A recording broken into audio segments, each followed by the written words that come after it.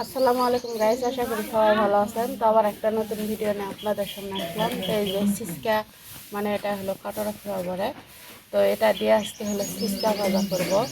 তো এখন কেটে নিব।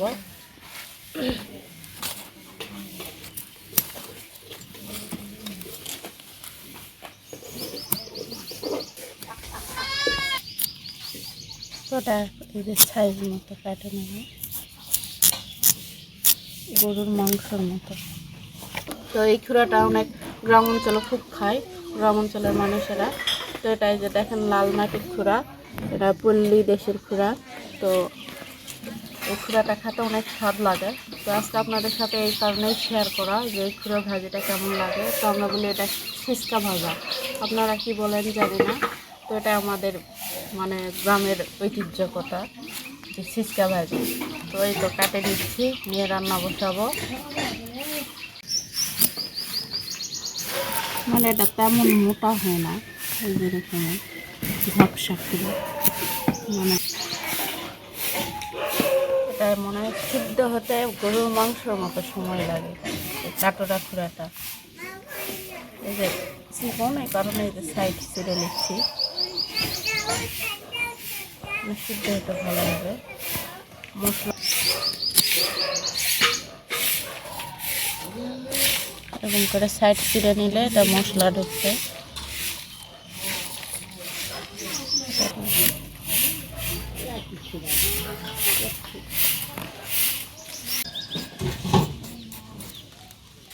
ডাটাটা কাটা হয়ে গেল, এখন এই যে পটল কয়েকটা কেটে দেব।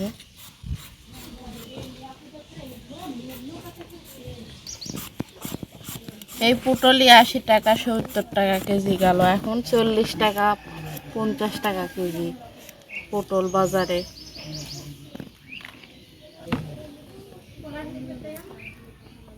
আমার নওগাঁ জেলাতে অনেক তরকারির দাম বেশি।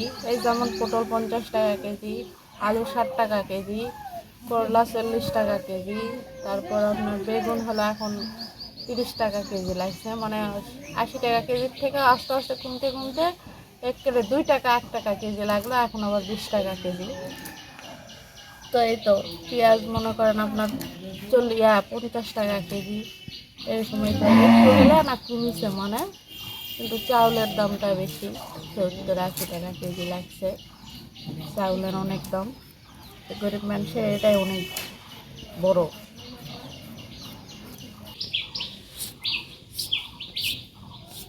তো আমার আলু টালু সব কাটা হয়ে গেল। তো এই যে সব কিছু কাটা নিচ্ছি, পটল আলু। তো এখন ধুয়ে নেব।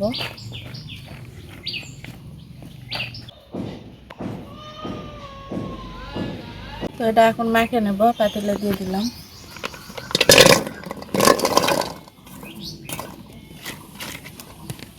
এটা মাংসের মতো নিয়ে মানে মেখে নিয়ে তুলে দিতে হবে। একটু পেঁয়াজ দিলাম, আর এটা একটু তেলানির সময় দেবো, এখন দেবো না। হলুদ দিলাম,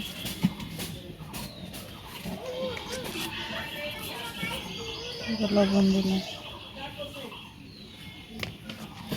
মশলা মরিচ এগুলো দিয়ে দিলাম, এই দিয়ে দিলাম।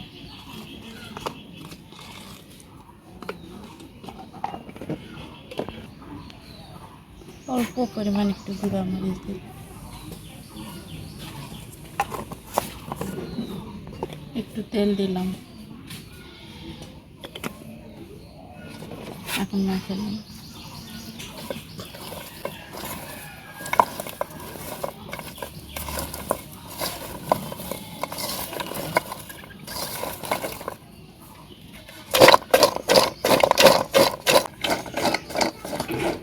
এখন পানিটা দিয়ে দেবো, পানি দিয়ে দিলাম। মানে গরুর মাংসের মতো এটা সিদ্ধ করতে হয়।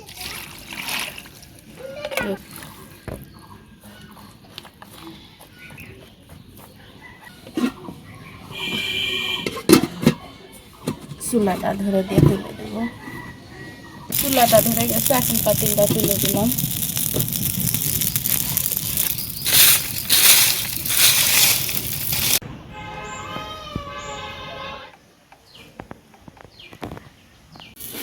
তো গাইস এই তো মানে সিচকা ভাজা তুলে দিছি। তো এটা হতে অনেক সময় লাগে, সেম গরুর মাংসর মতো হইতে কষায় কষায় নামাইতে হয়। তো এটা সেরকমই একটা জিনিস, গরুর মাংস বলা যায়।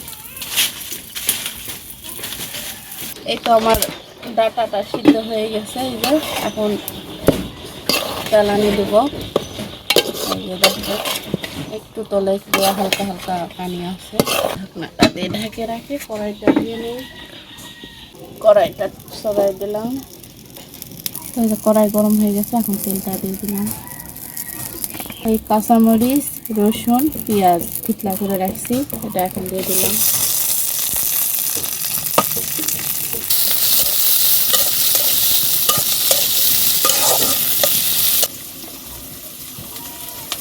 আর যেটা পাঁচফোড়ন একটু দিয়ে দিলাম জ্বালানি।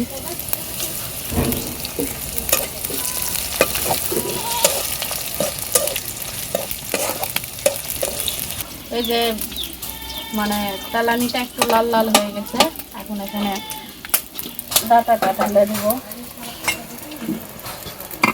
এই যে দিয়ে দিলাম।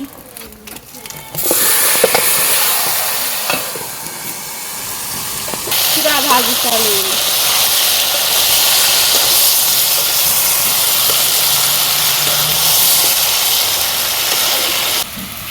এই তো জ্বালানিটা দিয়ে দিচ্ছি, এটা এখন একটু নাড়াচাড়া করে নামাই নেব। অনেক সুন্দর সেন্ট বানাচ্ছে।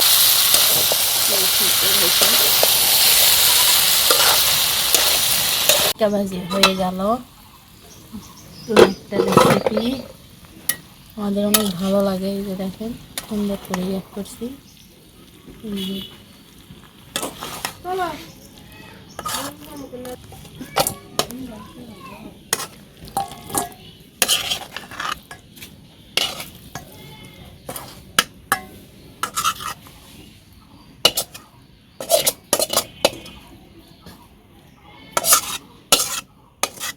তো গাইস এই যে আমার সিস্কা ভাজিটা হয়ে গেল। তো আমার সিস্কা ভাজিটা কেমন হলো অবশ্যই কমেন্ট করে জানাবেন। তো আজকের ভিডিওটা এই পর্যন্তই, পরবর্তী ভিডিওতে দেখা হচ্ছে। আল্লাহ হাফেজ।